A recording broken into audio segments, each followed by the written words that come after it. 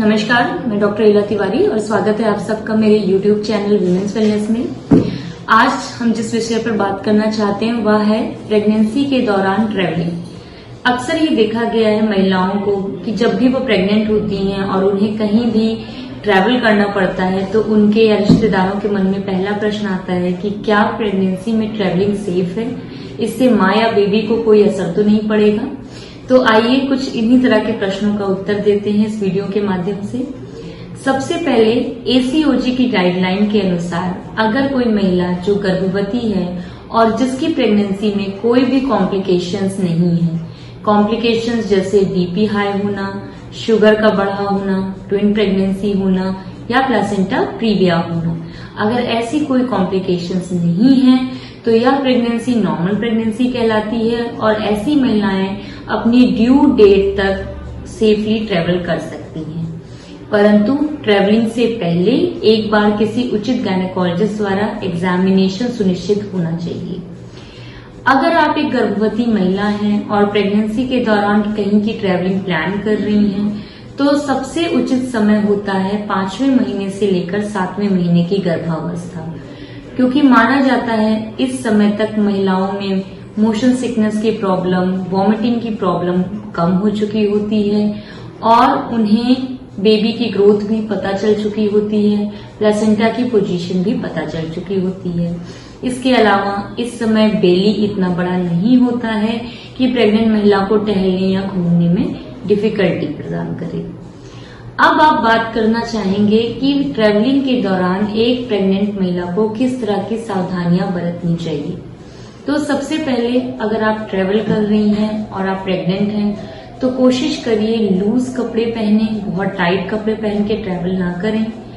कोशिश करें आप अगर गाड़ी से जा रहे हैं तो जगह जगह पे स्टॉपेज लें हर 1 या 2 घंटे बाद, और जहां भी रुकें वहां थोड़ा सा चलना फिरना आरंभ करें, जिससे कि शरीर में जो खून का थक्का जमने की प्रोबेबिलिटी होती है, जो प्रेगनेंसी में एक सामान्य व्यक्ति से 9 गुना ज्यादा होती है, वह दिक्कत ना होने पाए। इसके अलावा खूब ढेर सारा पानी पीते हुए जाएं। बार बार आपको वॉशरूम जाना पड़ सकता है, परंतु पानी की मात्रा कम नहीं होनी चाहिए। इसके अलावा छोटी छोटी मील्स को लेना चाहिए कुछ कुछ घंटों पे, जिससे आपको और बच्चे को ऊर्जा की कमी ना हो। अगर आप कहीं भी ट्रैवलिंग कर रहे हैं, आपको पता है आपको किस जगह पे जाना है, तो कोशिश करें आप वहां के निकट आसपास किसी अच्छे गायनेकोलॉजिस्ट का पता पहले से लें, जिससे कि अगर कभी भी प्रेगनेंसी में कोई इमरजेंसी सिचुएशन पैदा हो तो आप उस हॉस्पिटल से कांटेक्ट कर सकें।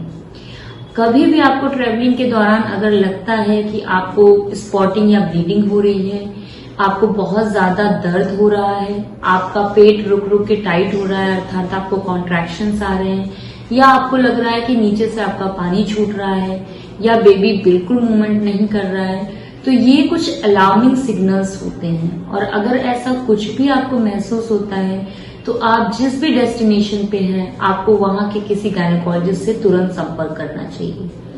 इसके अलावा अगर आप किसी ऐसे एंडेमिक जोन में जा रहे हैं जहां पे कुछ तरह की बीमारियां फैलने की आशंका बहुत ज्यादा होती है, जैसे कि मलेरिया से ग्रस्त क्षेत्र है या जीका वायरस से ग्रस्त क्षेत्र है, या जहां कोविड की संभावना बहुत ज्यादा है, तो ऐसी जगहों पे आप पहले अपना वैक्सीनेशन सुनिश्चित करा के ही जाएं और एंटी मलेरियल दवाइयां भी गायनेकोलॉजिस्ट की परामर्श से लेकर जाएं।